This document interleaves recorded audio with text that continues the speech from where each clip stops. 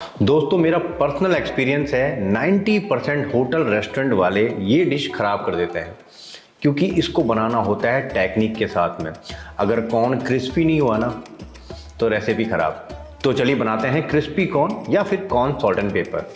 तो कैसे हो मेरे स्वाद के मित्रों, मैं शेफ भूपी आपका स्वागत करता हूँ अपनी किचन के अंदर, जहाँ हम बनाते हैं नई पुरानी रेसिपी साइंस के साथ। आपको हमेशा बोलता हूँ कि शेफ भूपीज़ की रेसिपीज़ किचन से स्टार्ट नहीं होती है, रेसिपी स्टार्ट होती है हमेशा दुकान से, मतलब कि परचेजिंग से। अब देखिए कौन सा लेना है।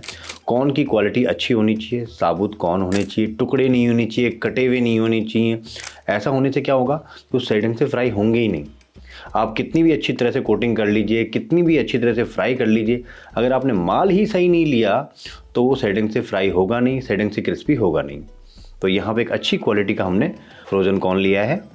फ्रोज़न कॉर्न को एक बार अच्छी तरह से उबाला जाता है। तो थोड़ा सा तो मैं नमक डालता हूँ और चुटकी भर हल्दी ज़्यादा नहीं डालनी है, ज़्यादा डालेंगे तो कड़वापन आएगा और एक बढ़िया सा पीलापन कॉर्न के अंदर चढ़ जाएगा। जैसे ही पानी गर्म होता है वैसे ही हमको कॉर्न ऐड करना है। बस मुश्किल से इसको 1 मिनट उबालना है, ज़्यादा उबालने की ज़रूरत नहीं है। उबालने के 2 रीज़न है। पहला तो ये फ्लफ़ी हो जाता है, मतलब फूल जाता है।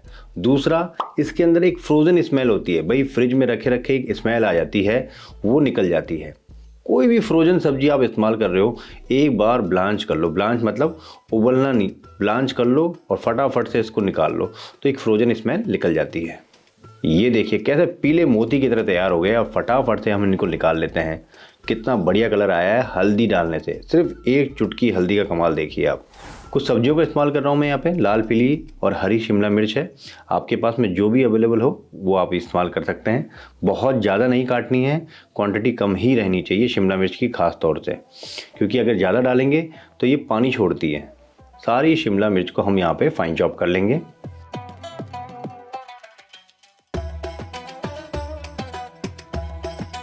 इसी के साथ में मैंने 2 प्याज लिए हैं मीडियम साइज के, इनको भी चॉप कर लेते हैं। अब बारी आती है सबसे टेक्निकल काम की। तो यहाँ पे ध्यान से हमको देखना है। सबसे पहले हम कॉर्न एक बाउल में डाल देते हैं। थोड़ा सा नमक मैं ऐड करूँगा। नमक हमने उबालते टाइम भी डाला था। और नमक ऐड करने के बाद हल्का सा हाथों से इसको क्रश कर दीजिए। ऐसा करने से क्या होता है, कई बार आपने देखा होगा तेल में जब हम कॉर्न फ्राई करते हैं तो एकदम से फटते हैं क्योंकि उसके अंदर गैस भर जाती है। तो हल्का सा आप इस तरह से दबा देंगे ना तो गैस भरने की संभावनाएं बिल्कुल कम हो जाएंगी। और ये जो फूटते हैं ना एकदम से पटाखे की तरह, वो नहीं फूटेंगे। हल्का सा दबाना है बस। और कॉर्न को हल्का सा दबाने की वजह से उसमें जो एक्स्ट्रा पानी होता है वो भी बाहर आ जाता है। अब कोटिंग करनी है इसकी मैदे से और कॉर्नफ्लावर। कॉर्नफ्लावर होना चाहिए कम से कम 70% और मैदा होना चाहिए 30% के आसपास, मतलब मैदा की क्वांटिटी कम रहेगी। पहले तो हाथों से रगड़ना है इसको, जिससे कि थोड़ा मैदा और कॉर्नफ्लावर अंदर तक चला जाए। तो ये देखिए यहाँ पे कोटिंग हो गई, लेकिन अगर आप ध्यान से देखेंगे तो ये कोटिंग उतर रही है अभी, और फ्राई करेंगे तो और उतर जाएगी। तो अभी कोटिंग प्रॉपर्ली नहीं हुई है। इसको 2 लेयर में कोटिंग करनी होती है, एक लेयर से काम बिल्कुल नहीं चलता है। दूसरी लेयर के लिए मैं क्या करूँगा, यहाँ पर पानी के थोड़े से छींटे मारने हैं। फिर उसके बाद में फिर कॉर्नफ्लावर ऐड करेंगे और अब हाथ नहीं लगाएंगे। हाथ लगाएंगे तो कोटिंग हाथों पे ही आ जाएगी। अब इस तरह से इसको शेक करना है, उछालना है, तो जो कोटिंग है, मतलब जो हमारा कॉर्नफ्लावर और मैदा है, वो उसके ऊपर से चढ़ता चला जाएगा। तो ये प्रोसेस 1 से 2 बार करनी होती है हमको। और ये देखिए अब कोटिंग देखिए पहले कैसी थी और अब कैसी है। पूरी तरह से कोटिंग हो चुकी है। इस पर जो फ्लावर है अच्छी तरह से चढ़ गया है। अब यहाँ पे देरी नहीं करनी। हम क्या गलती करते हैं, इसको छोड़ देते हैं ऐसे ही। ऐसा करने से क्या होता है, धीरे धीरे करके कॉर्न के अंदर से पानी निकलेगा ही, वो कोटिंग को नीचे गिरा देता है।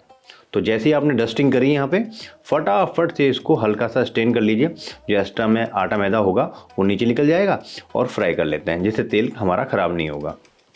सबसे इम्पॉर्टेंट कि इसको फ्राई कैसे करना है, बिल्कुल हाई हीट पे इसको फ्राई करना होता है दोस्तों। अगर तेल का टेम्परेचर मीडियम भी रह गया ना तो कोटिंग उतर जाएगी। और जैसे ही आपने तेल में डाला बहुत ज़्यादा बबल्स आते हैं, इसलिए कढ़ाई थोड़ी सी बड़ी होनी चाहिए जिससे कि तेल बाहर ना आए। और एकदम से इसको टच भी नहीं करना है। पहले इसकी जो कोटिंग है वो बिल्कुल सख्त हो जाए, कड़क हो जाए, उसके बाद ही इसको स्टर करना है। तो यहाँ पे देखिए कोटिंग इस पर अच्छी तरह से चढ़ चुकी है। अब हाई हीट पे ही फ्राई करना है, गैस की फ्लेम को बिल्कुल डाउन नहीं रखना है, बिल्कुल चलते रहिए। तो ये देखिए मोती की तरह फ्राई हो चुके हैं, लेकिन ये एक बार फ्राई किए। अब इनको हवा लगने दीजिए, इनकी कोटिंग बिल्कुल नहीं उतरी है। अब इनको दोबारा हम फ्राई करेंगे और क्रिस्पी करने के लिए। इनको एक बार हवा लगने दीजिए, हल्के ठंडे होने दीजिए। जब पिकअप होगा, मतलब कि जब हम बनाएंगे तब दोबारा से एक बार गर्म तेल में डाल के निकालना होगा। ये बहुत ज़्यादा इंपॉर्टेंट होता है दोस्तों।